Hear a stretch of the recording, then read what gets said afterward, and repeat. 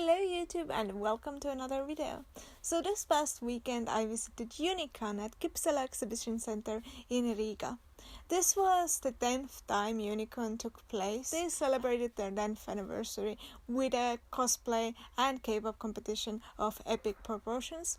The cosplay competition had 140 contestants, which is more than they had ever had and probably the biggest cosplay competition I had seen, although I could not stay for all the blocks because I had to leave back to Tallinn. I have to say that the cosplay and K-pop blocks were quite late, especially on the first day, but honestly that's fine. Things happen. It is such a big epic competition.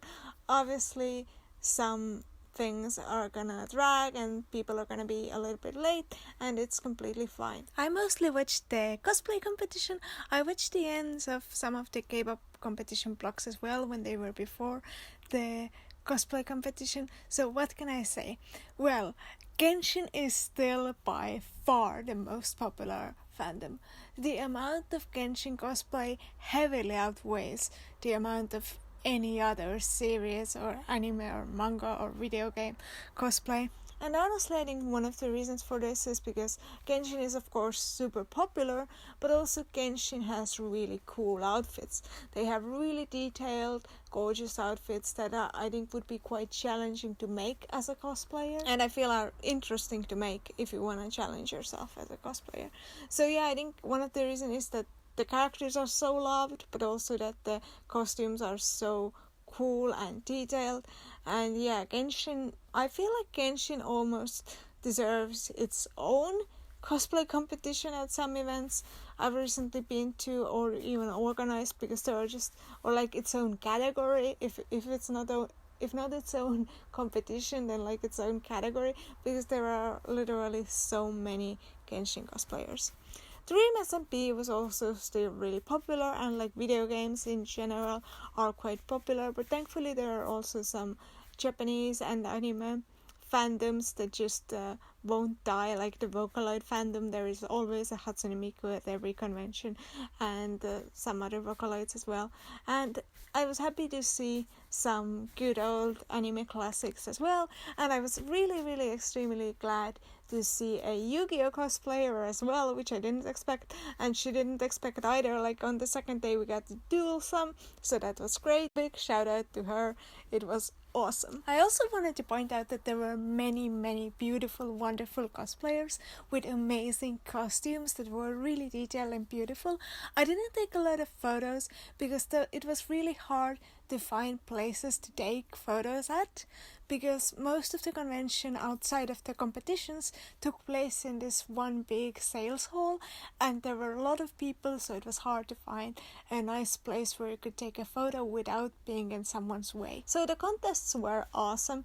Like I said, I didn't watch so much of the K-pop competition, but I did watch some of it, and I feel like Psy is making a comeback, which I'm really happy about because I like Psy.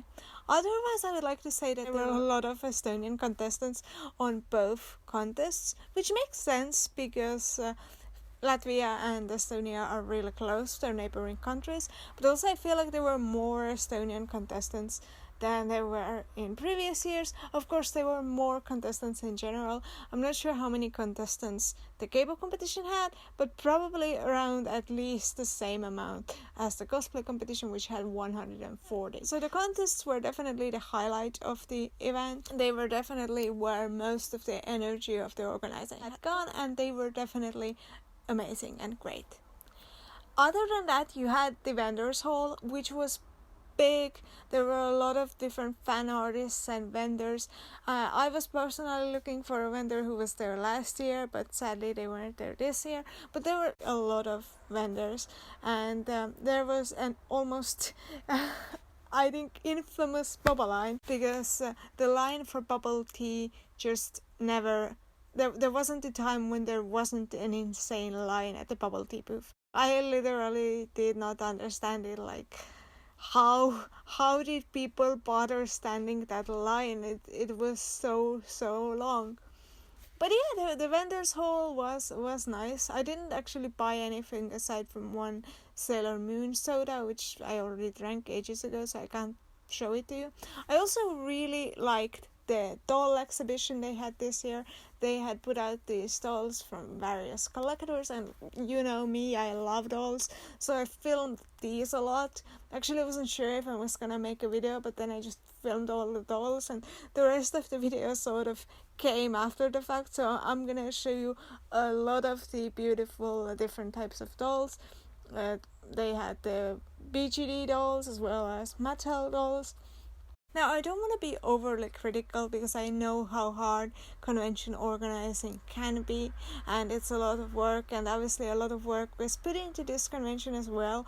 But I feel like outside of the cosplay competition and the vendors area where all of the main energy sort of went, there wasn't really anything to do. There were 3 different places where you could take photos, which was great. There were like 3 different sets, which I love. There was a fandom meetup area. Personally, I'm not in any of the fandoms. I think they had Dream SMP meetup, Genshin meetup, and Attack on Titan meetup. And I'm not in any of those fandoms, so I can't say how the meetups went. But in regards to the actual rest of the program, there just wasn't that much of it. And I know why. I saw how big the cosplay competition was, but still it was sort of a little bit disappointing for me personally, because for me what sets apart different conventions is the program. And a lot of the conventions I have been to recently put a lot of effort and emphasis on the contests, and sort of the program falls behind a bit. And it also means that the conventions feel incredibly similar because there are a lot of overlapping vendors, a lot of overlapping contestants who come from the nearby countries if the conventions are near to each other. And so the conventions can feel extremely similar if there isn't like a difference in panels and programs. But I can also understand that the emphasis of their event is on the cosplay competition and K-pop competition, and you should really go to that event if you're interested in these 2 main areas. There were drawing competitions and I think some like RPG areas as well, so if you're into that as well, there's also like stuff to do. But for me, when I'm personally really interested in like panels and lectures and talks, I feel like there could have been more of that.